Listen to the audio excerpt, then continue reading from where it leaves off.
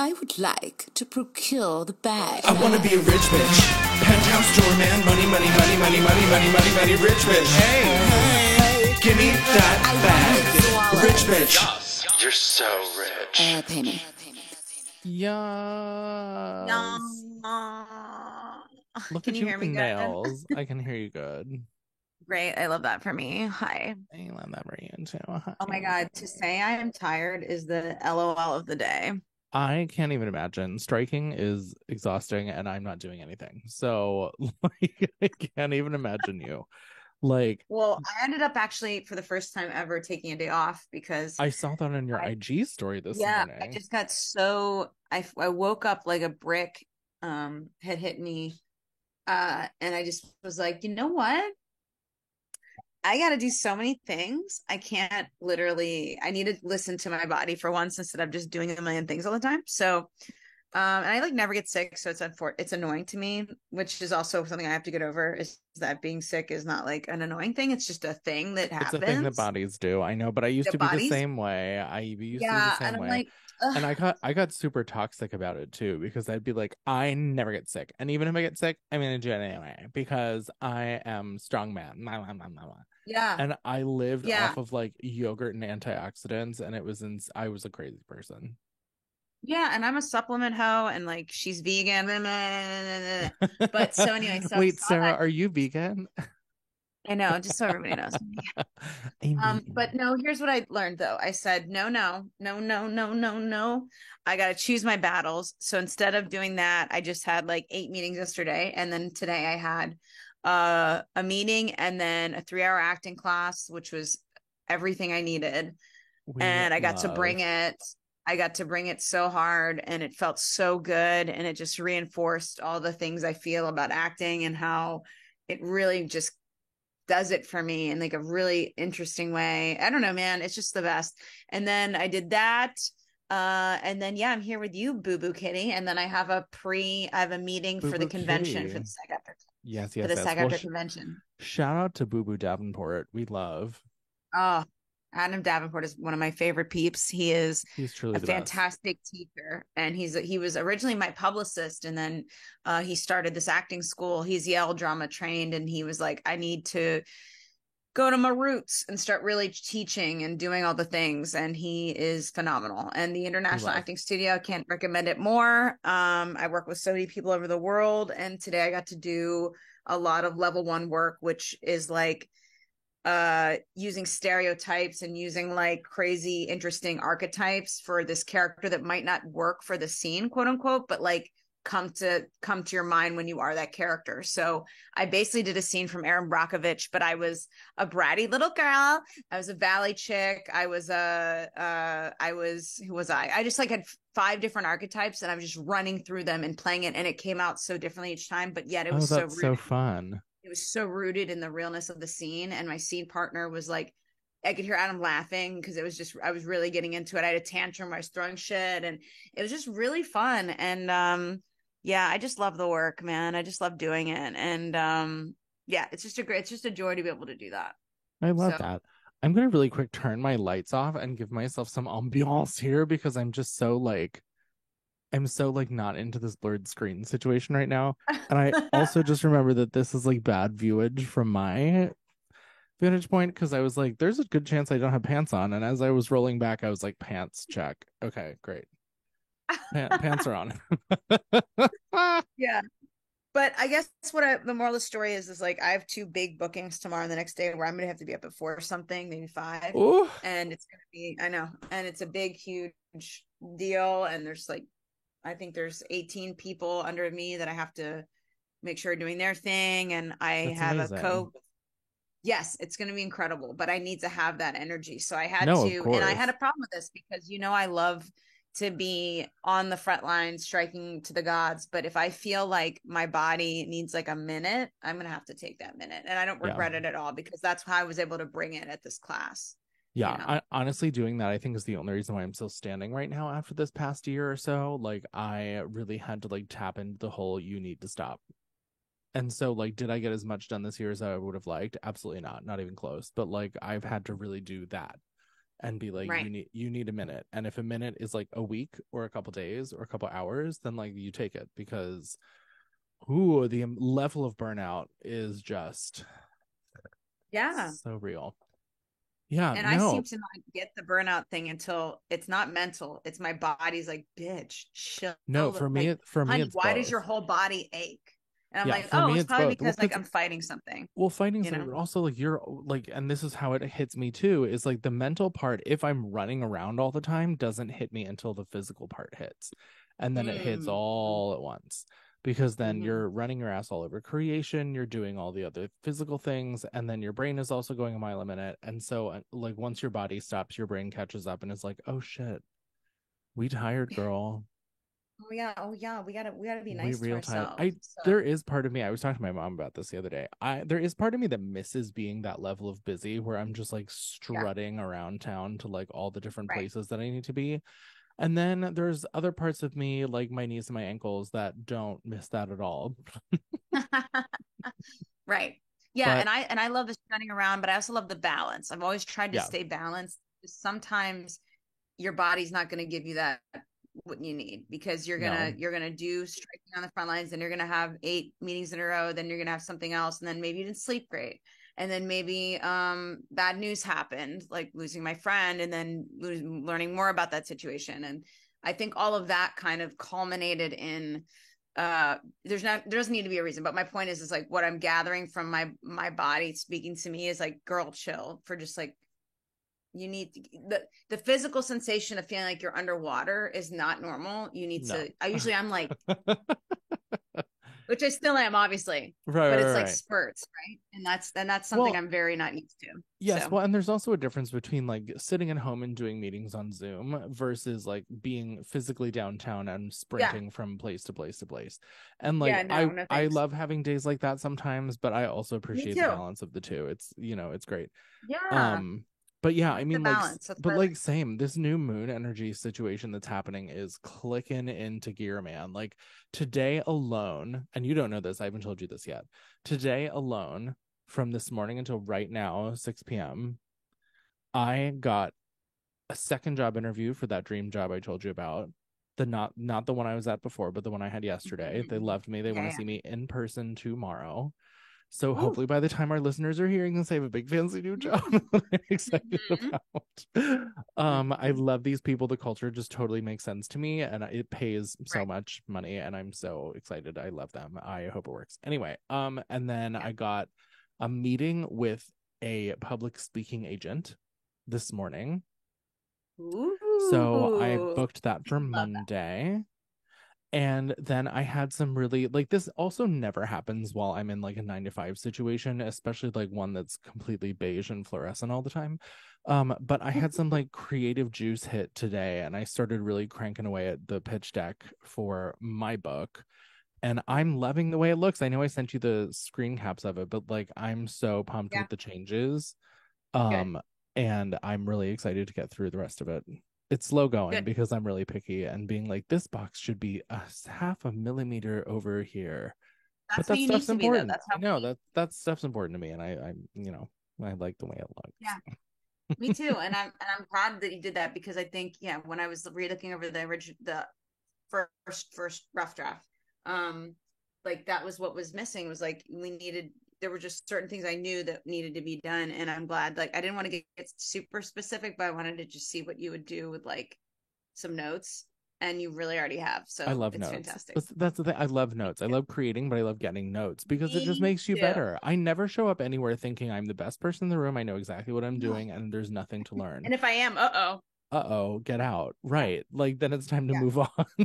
Right. Like it's always like, I'm here for a reason. And maybe I don't understand what that reason is, but I'm producing something or creating something or whatever you want to call it. And if someone wants to tell me something to do something differently or better or more efficiently, please, because it makes everyone's life easier.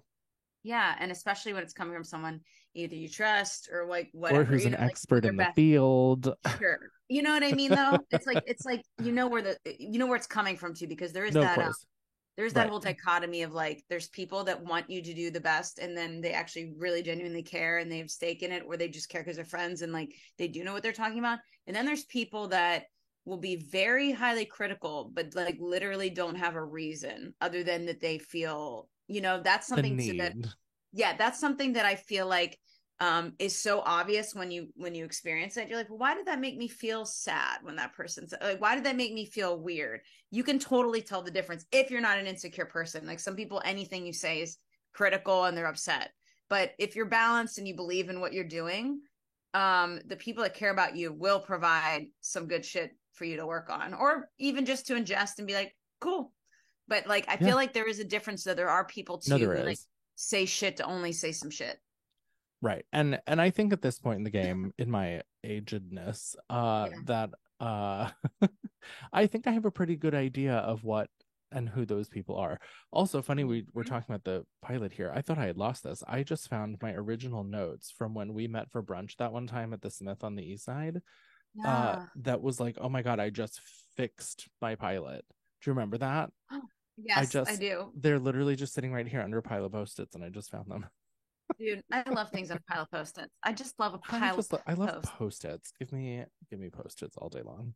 All the Post-its. Yeah, no, and I think I agree with you though. It's like the more experienced you are, whether it's age, just experience, whatever it is, you can, and the more you know who you are. It's very obvious when somebody's giving you shit just to give you just because they feel in a certain way about themselves. There's definitely that, and I think that's something important too about being a rich bitch, is that as you are succeeding or as you're getting things done, there will be people that will be not helpful and will drag you. Oh my God, of course there are. And I always think about this in terms of like friendship too. I've always been so fascinated with the idea of like successful people and friendships. Like, I feel like, we've talked about this before. I know exactly who my friends are, whatever. We go through it, we don't go through it. Things are fine, things are not so fine, but then we always come back around. It's all good. But like when you hit a certain level of success, and that can be monetary, that could be fame, that could be stature or status of any kind. Sure.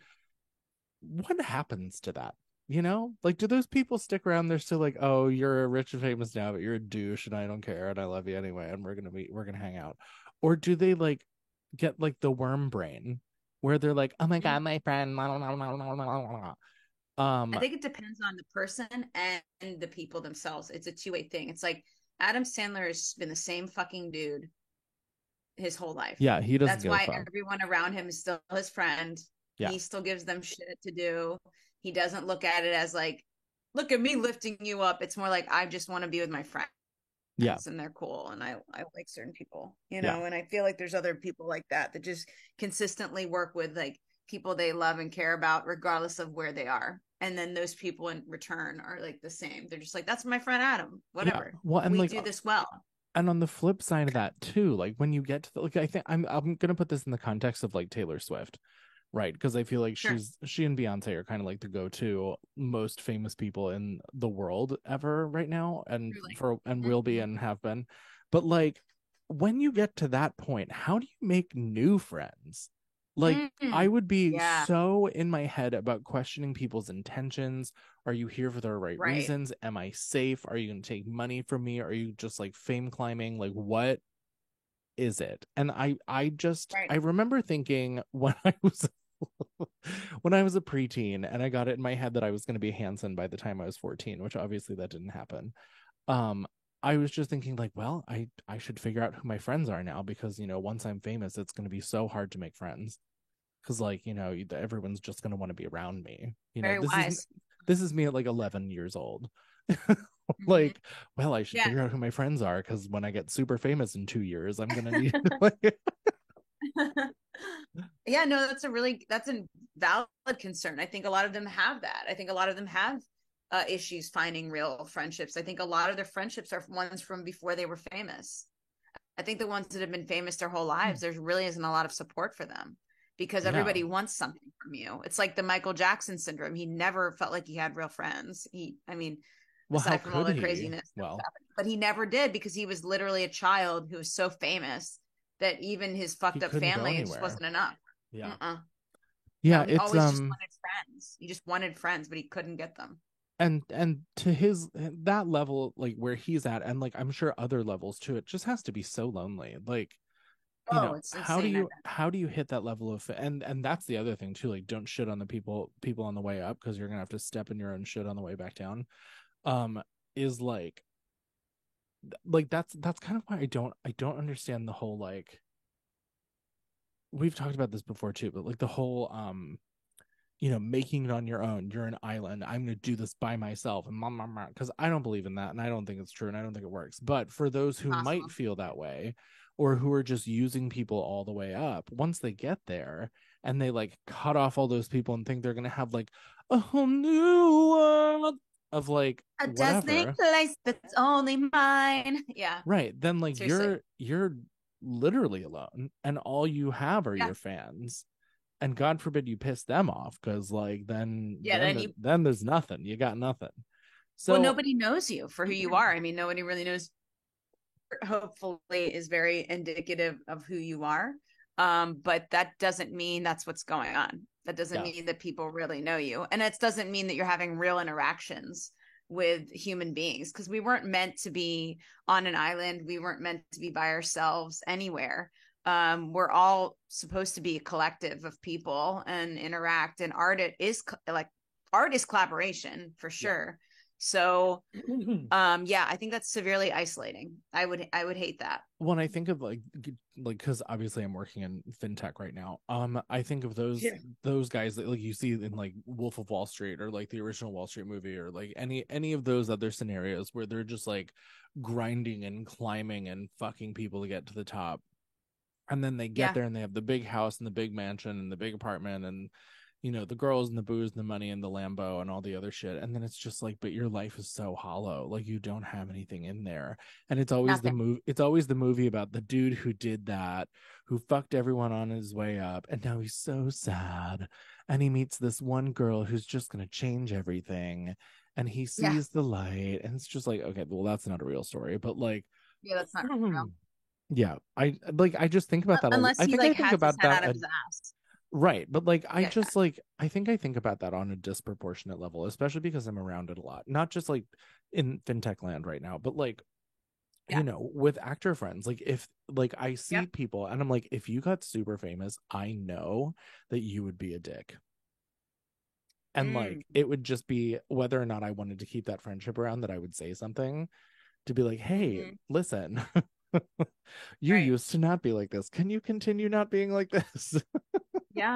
But I mean, that means something though, even at this level. If you already feel that vibe, that's a warning sign. You know, it's like it's one of those things where I understand that money, success can really change people. But also you could be like Meryl Streep and be the nicest fucking person and be the most decorated actor right now for years and still be a nice human being.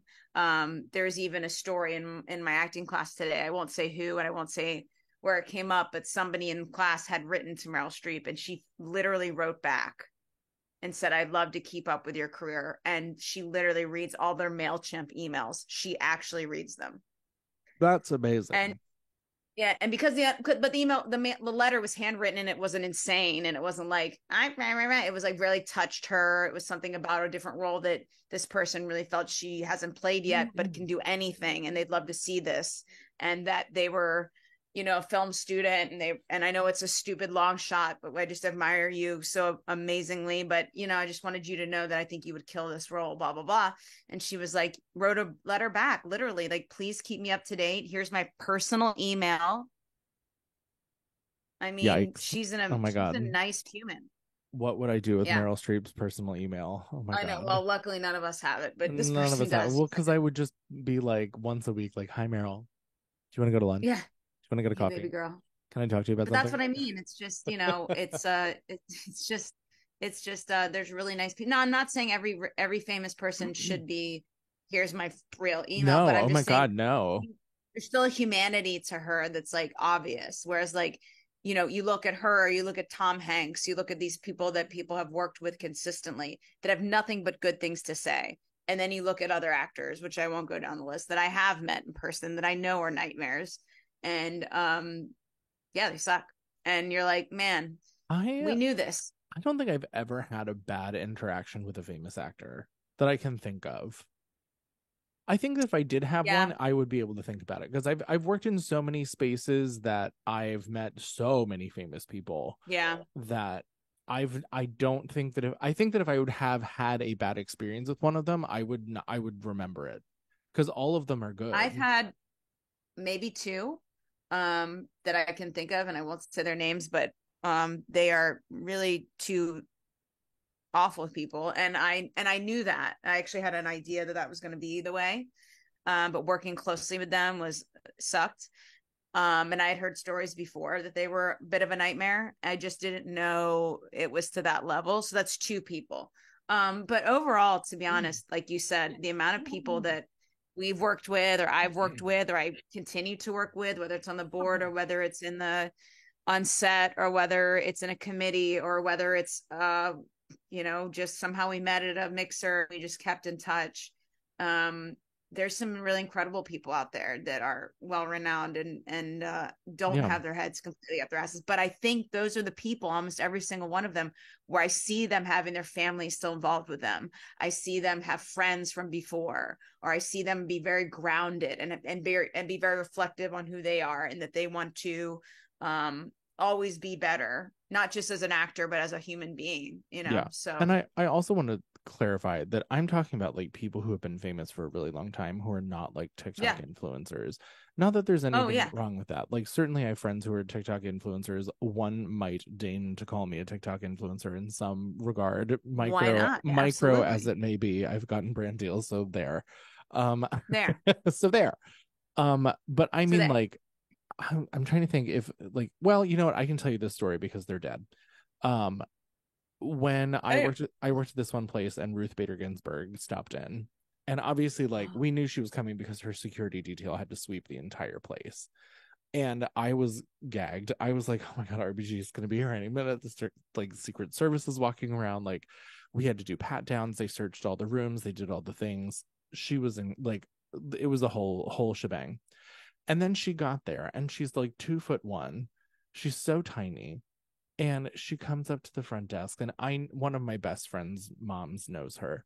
And so I said, oh, this person says hello. And she grabbed my hand and she shook it, and she was like, please tell her I say hello too. And I was like, sure, no problem. Wow. And and then immediately, still holding on to my hand. Oh my God, I have so many, now that I'm talking about this, I have so many stories like this. Not just with her, but she's still holding on to my hand, and she goes, is my Chardonnay in my room? Which was like a thing that she wanted. Like, she wanted to have her Chardonnay in her room when she came in. And so yes, of course, same. It was. And then she asked me my name, and I told her, and she was like, I'm gonna remember that. That's so awesome. Lovely. Yeah. And like, she's like not an actor or anything, but she's been very public for a very, very long time. And owes no one. She's nothing. Had to take a lot of shit. Take a lot of shit. So, and there's so much room for. I feel like we could do an entire episode about talking about great celebrity stories, like people that we've met who are just incredible. Because another one that I can talk about too, because they're dead, is Tony Bennett. Same place I worked at. He came in. It was like my first week working there, and I was completely terrified because I saw him on the schedule, and I was like, is this like actual, like real, like the. And we had all of his artwork set up in one of the rooms. He was doing an art showing at like 80 whatever years old he was. I don't remember. Maybe like 89. I don't remember. But he came up, same thing, took my hand, shook it, looked me straight in the face, and asked me what my name was, and said thank you. And we led him over into the room that his artwork was in. He sat down in a little chair with his wife, and like, they were lovely. And I actually, now that I think about it, both of those people are around the same age, and there was a thing with grabbing hands. Yeah, now it is like. Now it's like, don't touch me. But Lucy Simon did the same thing. Lucy Simon took my hand and looked me in the face while I was talking to her. And I was like, now that I'm thinking about this is such a strange pattern. Because that's the opposite of what I would do. Yeah, right? Where's the Purell? Yeah. This was pre-COVID, of course, but like, right. I guess, post-COVID, like, it's like no one's really grabbing hands. But even back then, I wouldn't have done that. But and now that I'm running the list in my head, they're all very handsy in that way, like hand holding. like not handsy in the that best but way in possible. the best way. Yeah. Because even like Yo-Yo Ma, same thing. Like shook my Mm. hand and I thought he was gonna break it. He has such a strong handshake. Of course. Yeah. Right, right. But my immediate He's thought was like, hands, bro. right. But my immediate thought was like, panic, don't squeeze back, don't squeeze back. Those hands are insured. Yeah, these are $1 million hands. These are hands. multi-million dollar hands. Like, don't touch. Yeah, It took me billion dollar aback. hands. It took me aback so hard when he extended his hand, because I was like, okay, I'm gonna shake your hand, but it's gonna be super like dainty and delicate because this is your job. And it was like he was trying to rip my hand off of the socket. It was crazy. I still laugh about that to this day. Wow. Yeah, I feel like I have a lot of stories, but I don't know if I want to. They're not bad or anything. They're just personal. But I will say that for a fact, Robin Williams is a joy to be around. I'm so sorry we lost him. He was nothing but light. He was nothing but a kind person. He was nothing but me. I've had an experience where I was in his vicinity, but and someone very close to me worked on a commercial he was on, and it was incredible. He went to every single PA and every single person, and that's like 90 something people, and was like, "What's your name? Thank you so much for your hard work. What's your name? Thank you so much for your hard work." And that's what I mean. There's people like that. There's people like that. Yeah. And then there's people like other people that scream at everyone all the time on set. I'm not like, there's only one person I can think of who came to a place that I was working at, which was a very private space. Like people paid yearly annual things to be like there. A club. Yeah. Yeah. I've worked at a couple of them, but like this person came and got shit-faced hammered and had to be hauled out into an ambulance and had their stomach pumped in the middle of the street. And it was just like, so it wasn't like a bad experience. It was just a bad situation. Like, I'm sure I had met them before at a different place that I had worked, and they were perfectly fine. Like nothing to. Well, I will say this, and I say this as a warning to women everywhere: never work with Cuba Gooding Jr. Uh-oh. He's awful. He Ruh-roh. has sexually harassed individually, I would say, more people women I know than I could even. Oh no. So yeah, he's awful. Is this like a known thing, or are you breaking news? I think this is a known thing. I don't want to make it about that. They've handled it privately. He's really bad. Oh wow, He's no, really he was in court for this for a Okay, good. Okay, I'm not trying to be like da da da da da. Sarah Seeds. I'm not here for that, because I'm also like not here for that attention. I don't want to be. If I'm going to have attention, it's for something good happening that I'm trying to make happen, not give someone more whatever about their bullshit. Yeah. But just a warning, he is really gross, and he says disgusting things that you couldn't even fathom someone could say to you. If you could record it and played it back, you'd be like, Jesus Christ, that's so foul.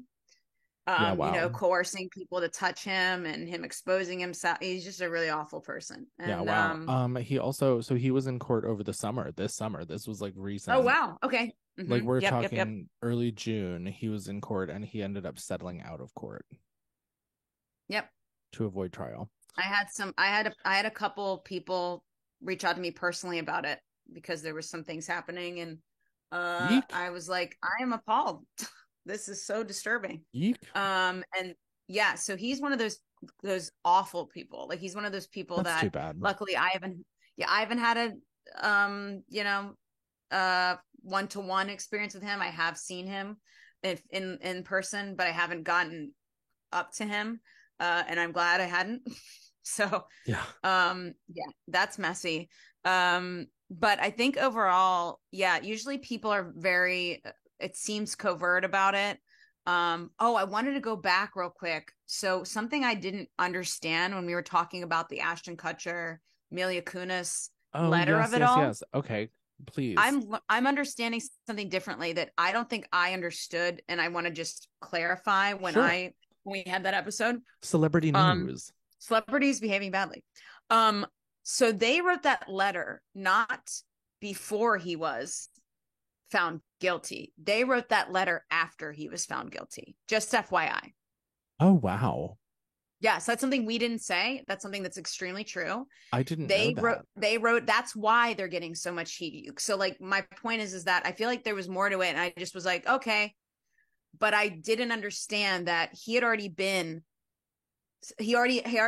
found guilty. It was just the charge, the sentencing hadn't been done yet. That makes sense. So they wrote that knowing he had been proven to have done these things. So they were asked to write the letter as a character assessment for the judge to go easy on him, to go lighter on his sentence. Okay, that makes sense. I thought this was just like thrown into a file of evidence. Not at all. So that makes it even more like I understand now more why people are so angry, because they already know he did do it. It's just that their version of like, but he was nice to us. Now, his ex-girlfriend wrote that thing that said, I saw that. Ashton, you I know what are you not did a good summer. person either. Yeah, I know what you did last summer. I remember the phone call and you were on speaker. I heard in 2001 and about your big brother figure and what he told you to do. You're in deep, honey boo. So to put the more context into that is Ashton Kutcher was dating someone who was murdered by a serial killer in 2001. Ashton's fingerprints were on the doorknob of the girl that was murdered. Right, we knew that. He says that he put his hands on the doorknob. This is like his girlfriend. This isn't like a girl he just was like, let's go on a date. Right. She didn't answer his phone call. She didn't appear. And when he was on her door, knocking on her door, and the lights are on and all this stuff, and he says he put his hand on the doorknob and looked in and saw wine stains everywhere. Okay. Then he left and did not do anything until he was, I think, contacted by police, or he contacted, but it was a time later. That'll happen in 2001 in January, February, which she's talking about. Right. There's a lot of now I'm not saying this is what happened, but there's a lot of thoughts that he knew that the girl had been murdered, but he was scared because his fingerprints were on the door, that he didn't say anything, which is horrific and inhuman. He did testify in court that he did see in the window that there were wine stains, but that's all he said that he saw. I did see somewhere about that where, like, if you looked at the way that the house was set up and where her body was, that there was no way to see where her body was from the street, and you would have to be inside. Right. All of that just sounds so weird. I'm like, I don't know. Right. So that sounds weird. And then the way his ex-girlfriend, one of the victims, who I guess didn't get what she was going for, or the other two did. This was an ex-girlfriend that was with the monster for about 5 years. She said she was privy to a lot of poor behavior. She said she was privy to that phone call, and she goes, and I know what he told you to do, and I know what you did. So that's inferring that he didn't do all the right things in terms of the murder of his current girlfriend at that time. Of course, there's crazy. You can go further with that and say, did he? And no, I don't believe that. But I do believe there is some dirt here. And it goes with what you were saying about there being some sort of blackmail or some sort of thing for them to write this letter. It's also, they just said did it. It's also a Scientology thing. I found out that you're not allowed to testify against another Scientologist, which I didn't actually know he was one. So bully to that. Yeah. Great. Do you follow, it just gets worse and worse. Do you follow? There's a woman on TikTok who I love and adore. Her name is Kyle Marissa Roth, I believe. Okay. She's very tan right now. I'm like, honey, is that bronzer, or have you like been sleeping in a tanning bed? But I adore her TikTok account. Sometimes I will put it on at night and I will just like let it play. Because I love it. Love that. But she does that whole like, you want more, I'll give you more, and then she reads like blind items on different celebrities, and she did like a 20-something part series on Ashton Kutcher. Highly recommend listening to it. 10 out of 10. Okay. It is eye-opening. Yeah, and that's the thing is like I have no skin in the game with this. I don't know anything. It just all seems so odd for someone that's that high profile to openly write a letter to help someone's character that obviously has already been proven guilty. It's just about sentencing. I obviously they didn't think it was going to get out, maybe, but like my thing is like to do that is such like a I'm scared move. Don't flip on me, bro, while you're in prison. I don't know. It just feels a little off, you know. And like you said, Mila Kunis's face is like, yeah. Well, I think with that too, I wasn't aware of the Scientology component, so like I'm here for conspiracy theory all day every day, but I think that if that is really the indoctrination or the dogma is what I'm trying to say of Scientology, where you're not allowed to testify against someone, then like of course they wrote the letter because that's what they're going to do. So Ashton Kutcher's a confirmed Scientologist? I didn't know that. I don't know, that was brought up in conversation that might be why. Why they would have done that, because Danny Masterson I think definitely was. He's huge in the church, right was, so like it would make sense that his two besties are. Yep. And I think there's a podcast that I love called H3 Podcast. Ethan Klein is the one on there, and they did a PowerPoint about this whole thing and Ashton Kutcher.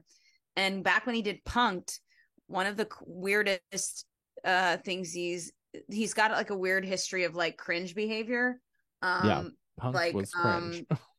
Punk'd was all cringe, but there is a clip of him saying on Rosie O'Donnell's show that Mila Kunis' now wife was like, I was only 14 and you tried to tongue kiss me. I saw that, and it was like Danny Masterson like paid him $1 to do it. Yes, and he goes, Danny Masterson paid you to tongue kiss me, and she and like, but you didn't do it. You didn't do it. And Rosie's like, you didn't do it, Ashton. You didn't do it because like it's obviously like a crime. And Ashton's like, I totally did it. I did it. I totally did it. And you're like, ooh. And that's weird. And then like on Punk'd, he said, the one thing about Hillary Duff is, you know, she's an artist, she's a whatever. And the other thing is all the dudes are waiting for her to just turn 18. And she was 16. Yeah, well, but that I'm not excusing this behavior at all, but I remember being in middle school and high school and watching other guys in my class, the Olsen twins, but also this was like an ongoing thing. This was like a cultural thing that people did in the early aughts, where they would count down the days until someone was legal, which is just like, why? Like, that's first of all gross and predatory, and second of all, like, don't you have people your own age or like other interests that you want to pay attention to? Why is the countdown clock until the Olsen twins 18 of interest? I don't understand. Especially a lot of y'all men are in like in your 20s too, a lot of them too, you know. It's like the ones that were publicly speaking, and middle schoolers and high schoolers and whatever. And as we're seeing, clock don't matter because these people go for it anyway, you know, Danny Masterson and the like. So it's just I don't know, it's frustrating. But as we were talking about this, I did actually think of another celebrity that I met who was terrible, and I think this might be the only one. Really? And I will give this one a pass because there was a very long period of time where their career went completely away. And so I'm sure there were feelings boiling inside about all of that. And it had just been a very long time since this person had been really visible anywhere. And they came into the place I worked with a 10-year-old gift card that no longer worked in the system we were using. And now keep in mind, I'm like 21 years old. And I barely know who this person is. Like, that's how long they had been out of the zeitgeist. Okay. Like, I knew who they were from the 90s, but then like here we are in the early mid-aughts. And I'm like, oh, right, it's you. You're a person. And came in just started screaming at everyone because our system didn't take the card. Like, no, it doesn't.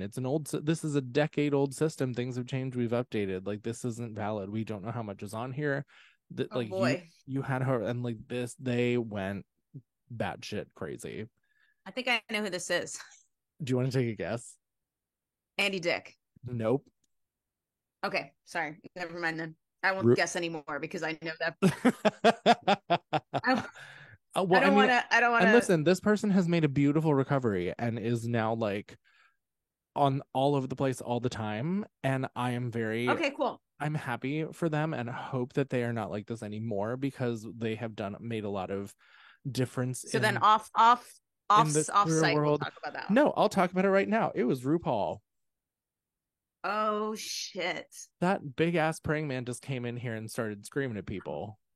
Oh my God, mother. I know, and I have no issue She's so with them rich now, but it and was successful now. Oh my now, but God. we're talking like Yeah. 2006, 7-ish. Yeah. Not so much. So I mean, that's why I'm giving her a pass, because Well, Andy Dick is a hot mess and enjoy everyone knows it. everyone knows. So everyone knows that. That's like a funny meme. Like Andy No. Dick loves being a hot mess. Like if me saying this is like, It's it's part of his brand. Everybody has an Andy Dick story. Like everyone has one. Like every single person I know. I don't think I do. Which Well, is if you weird, don't live 'cause in I feel LA like or you don't go to LA a lot, then that's fair. It's just also from like Yeah. working in nightlife spaces and like kind of bougie luxury places for a really long time when I first moved here, that like that's why I have all of these stories. And again, most of them Yeah. are great. And maybe one day I'll write a book of like little vignettes about different celebrities. And some chapters will just be like, one time I saw Renee Zellweger in a Starbucks on West 58th Street, and I didn't know it was her until the person I was with was like, is that Renee Zellweger? And I was like, Yeah. oh, yeah, it is. There you go. The end. Yeah, no, I think I've had nothing but good experiences except for a few handful, and they really stick out just because it's like It's so you jarring. don't have to be like that. Yeah. You just don't have to be like that. And yeah, everyone has bad days. That's totally different. But to like, but to shit out on set or like to belittle, I was on set once, and as I was leaving, I heard a famous actor go, "Get the fuck out of my way, extras. You're fucking nothing. You're da-da-da." And just like went in on some girl. I don't know. I was already done my like line or two or whatever I was doing. And I was already back at my spot leaving. And I just remember hearing that and just being like, yeah, that's yikes. I'm just not so into that. No, I think that's horrible. And I think people have to understand. And also this person was very newly famous. And I was like, you ain't shit. Shut the fuck up. Like that's what happens though, right? It's like you get one, you get a couple things and now you're like, oh, well, and some of them are that. And then some of them get over themselves. From what I've heard, this person is less of a dick now, but yeah.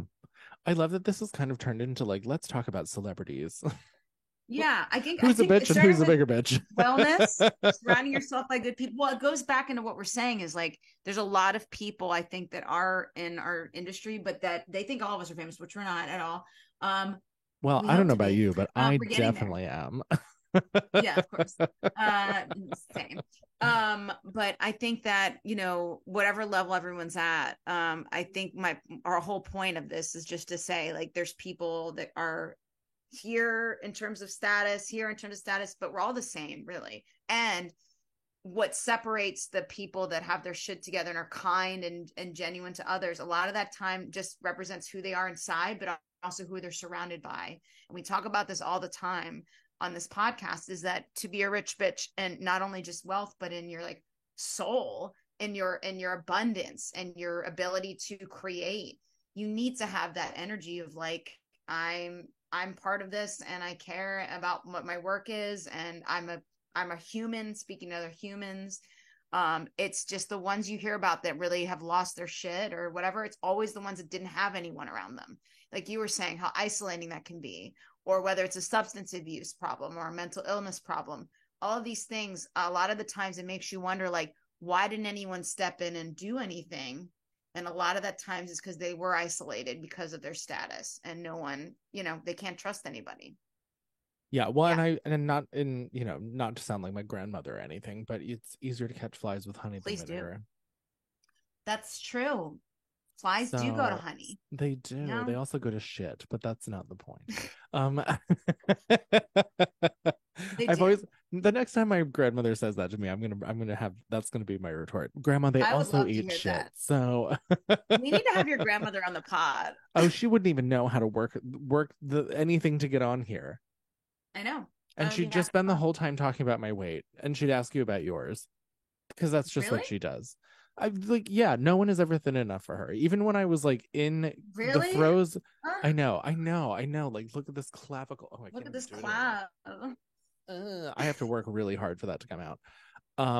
Even when I was in like the throes of chemo, she was like, "Ma, you're putting on some weight there." I'm like, "No, I'm dying." What is she, like a twig? No, Oh, okay. I know. It's just been my whole childhood. She It's better be always skinny. That's all I'm saying. no, she Okay. ain't. But it's Shit. whatever. It's always been like, oh my God, you're putting weight on. I made some lasagna. Who wants some? It's like, okay, See, well, that's not helpful. How are you supposed it's to not not put on weight when helpful. people be making lasagnas all the time? I know. Well, and even I'm when I not gonna look, not eat that lasagna. I know, and Damn. it's fucked me up, and it's fine. But like, it certainly wasn't just her. It's not okay. She was not the only purveyor of my body dysmorphia. But like, I look back at Sure. photos where I'm like, I knew for a fact that I was a fat little bitch there. And I'm like, no, you looked great. You looked wonderful. And Yeah, you were you not made a fat all of that bitch. up.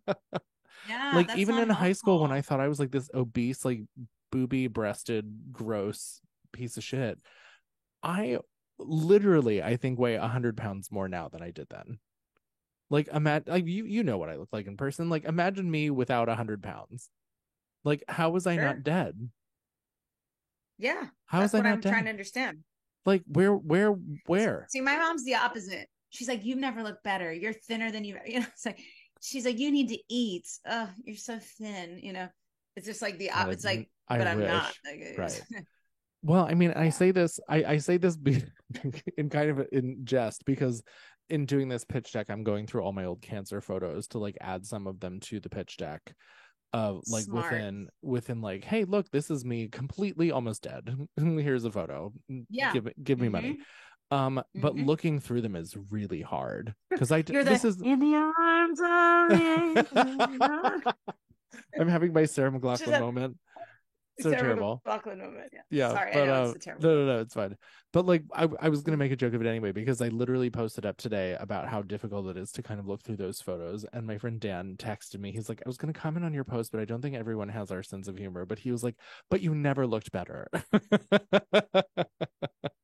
And we joke about this too, because Oh, Dan. and I love Dan, and we've known each other since we were little baby teenagers, but and like, that's fine coming from him. But there were people, one person in particular, who's a quote unquote acting coach here in the city, who I thought was a friend. And when I told him that I was cancer free, he was like, oh, well, how are you going to get men to sleep with you now? And it was just like this whole narrative of like, you only looked good when you were half dead. I had people tell me like, oh my God, cancer suits you. You look wonderful. Oh my God, you look beautiful. You've never looked better. And like, mean it. Are Like, Dan people can say it fucking 'cause out of it's their funny. minds? Yes, they are. But this is kind of where I've come to terms with the way that I look for the most part, as far as like weight and body goes. Like, yeah, I'm still going to take care of myself, and like, I wish I had time to work out more, and maybe that's just me making excuses, but I'm finding finding it really hard to do this. But like, I say this, I've probably said it on this podcast before, if not certainly others, but I have never received more compliments on the way I looked or my body than I did right after I was done with treatment. So like, stem cell transplant, 100 days after that, from that point on, when my hair started to grow back, people would be like, you look incredible. And I'd be like, I almost died. You're like, I'm literally fought for my life. But Yeah. like, and that's fucked up. But at the same time, I had a parasite that I was in the hospital for during that period of time, because I decided to go swim in the ocean with no immune system, which was really I remember smart. this. Yeah. And I lost like 12 or 15 pounds in like 4 or 5 days. And I was like, well, I'm going to leave here looking great, super skinty. That's true. And sometimes I joke, like, Parasite. wouldn't it be great to like get my chemo body back? Let's not. Let's not. Let's No. not. Or like, can I Yeah, just I go mean, in for like you even maintenance can't look at that and say procedures? like, well, you probably had a glow about you because life was coming back into your body. Right, You know, because I you could no say longer looked that. gray and dead. Yeah, like your life was coming back. So like, Yeah, if the anything, juices were flowing that's the only thing again. I could see. Like someone being like, you look amazing because you survived and it's your color's coming back and you're like a person again. I could see that. Maybe. I think it was also, but yes, I see where you're going with this, but the other part of this that I'm we're leaving, trying. I'm trying. no, I'm no, no, but trying. the other part of this that and we don't have to dwell on this, but the other part of this that we're leaving out is that I didn't tell anyone I had cancer. And so Oh, it was just like my closest friends and family. And so when I finally posted that I had it, and then I started showing up in places in public, that's when people are like, oh my God, you never look better. And like they maybe didn't even know at this point. And it was like, cool. Okay. Thank you. Thanks so much. I'm just gonna go That's back like to so Sloan Kettering much. and get a maintenance chemo to lose a few Slim lbs. cat. Who needs Slim SL. Fast when you can have methotrexate? Yeah, exactly. Get me. Yeah, no, I mean, I think I'm sorry that, that was people's response. It just shows the guttedness of our collective mentality Yeah, it's sometimes. messed up. Like I remember one time I think I had mono in college and I was fine. I was still on the dance team. I was still dancing. I was doing the thing. It wasn't until I felt my spleen and my body be moving as I was dancing. Like, maybe I should stop because I have mono. Right. And so the doctor was like, we're going to get you on prednisone just for a week, just so your tonsils like here. And I never had anything after that. Oh my God, prednisone. So I healed pretty quick. Woo. Some people are, yeah. So I took prednisone and my girlfriend at the time, and honestly, one of my girlfriends, and she's honestly one of the most awful people I think I've ever like. And like how in college or high school age, you meet these like, oh my God, and that's the best friends. Like after, but then you look back and you're like, that was just a person that I sort of knew that was like probably just a toxic, like brain dead person. So anyway, She was like, her and her mother, as they're picking me up, like the doctors just to get it, they're like, okay, but just remember, like you will get fat from taking prednisone. I was like, also my spleen won't rupture and my tonsils will go down. And how am I going to get fat how am I going to get fat in 4 days, you stupid bitches? And guess what? I didn't gain a goddamn pound. No, but I mean, prednisone notoriously makes you bloat. It makes your face like I was on it. I was on it for chemo, and there's some photos of me where I look like the Michelin Man. Like it's bad. Were you on it for a long time? Yeah. Okay, I was on it for like 4 days. I was like, bitches, calm down. Like, don't give me a complex about. I was on it for like months. Okay, yeah. Well, great. Anything you take for like months is going to affect you. Right. But like they're literally asking me like over the weekend, like, you shouldn't drink you shouldn't barely eat. I mean, this is coming from a mom. I'm like, dude, this is why. Take your and like a Real Housewives mom. Oh God. Like a Real Housewives kind of mom. And I remember I'm not being a regular like, mom. these are I'm not a cool my people. Mom. Yeah, these are not my people. No. I don't like moms like this. I don't enjoy this. I hate it. I don't think I knew any moms like that growing up. Unfortunately I did, because when you're in the burbs and then you go to like the rich suburbs outside of DC for college because you can't afford New York, there's a lot of moms, or like stage moms. I had a lot of stage moms who hated me to the point where there were stage moms in high school at Spark, that's School of the Performing Arts in the Richmond community. That's right. I'm telling everybody who you are. There were moms that literally would drag, because I was literally a child and they were making like terrible comments about me to other moms who thought I was cool, but they were like, because I'm a kid, they were like, oh my God, see this photo of Sarah? That's the most clothes we've ever seen her wear. Like I was a big whore or something. And I wasn't. That was so funny. But they just thought because of my appearance, I was just like, that's what I do, and they just, and they literally hated, these mothers were like mad at me for being me. And I don't know what it was about. I think it was jealousy. I hate to say it because you're grown ass bitches and you shouldn't be jealous of a 15, 16-year-old. But I had a lot of that. I had a lot of moms hate me. Yeah. So you just never know. But also these were none of my people. No, so. But I kind of want to tie this in a pretty little bow by saying like, it is always the people who will say shit who have like visceral reactions to you just existing that have the most issue with themselves. I've had people tell me that they wish I would have died of cancer. Like that has happened on more than one occasion. And it's because like I'm doing shit over here that they could never, right. And like one of these people was someone I worked with who just was like, I wish you didn't live. And I was like, wow, what is this, high school? Grow the fuck up. And it's always grown ass men, always. Ew. Like, yeah, it was bad. Ew. And then there was another guy recently on TikTok who I actually made a TikTok about, who was like, too bad you survived. And I was like, okay. Oh my God, what a dumbass. What a mouth breathing, but they all are. But bitch. Like, and I want to point that experience back to what you're saying, in that like anyone who ever says anything that's so like anyone who says something Heinous. of that caliber of ridiculous to someone, it is a reflection of how they feel about themselves. It has nothing to do with you. Hello, mirror. Always, exactly. And it's just, again, and I think we're seeing a lot of this on a larger scale with discourse within our country, politically speaking and otherwise, that like the people who are just like trying to exist and live their lives and be left alone are always going to be the ones that people who feel left out of the cool kids club somehow, who used to be the cool kids. I mean, that's really what it is, right? It's like the cool kid who's no longer the cool kid, and watching the other new cool kids come in are like, wait, I'm going to do something to be cool again. And then they go beat up the new cool kid, and everyone's like, wait a minute, you bitch. Like, that's not what we meant. Yeah, that's not what we do. It's just it's a whole high school coming of age film. Yeah, let's not let high school be the way the world is run, because that's really when we've lost it. It's hard to do that when most of the people in charge have peaked in high school. Ooh. That's true.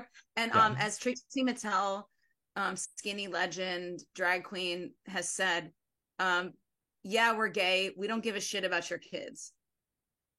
I saw one that was like, I don't even think about children. I don't have them. I don't want them. I want nothing to do with them. They're loud, they're dirty, they're annoying and expensive, and none of those things I want in my life. And I just don't understand how me reading Romeo and Juliet isn't grooming, or Beauty and the Beast or whatever, but if there's anything gay, it's fucking grooming. So anyway, I just want people to because it has nothing, because it has never had anything to do with grooming or children. It has always had something to do with queerness. It doesn't, like, no one minded when Robin Williams dressed up as Mrs. Doubtfire. Nobody minded that. That was a hoot and a holler and a big hit. Yeah. But then if he happened to be a gay man, look out, because here comes the pitchforks. It is always about being on the queer spectrum. It is about straightness and whiteness and not being on the, like, that's what it is. It has any little baby example that you can give other than that. I can point directly back to straightness. Yep. And guess what? Ain't nobody got time for that.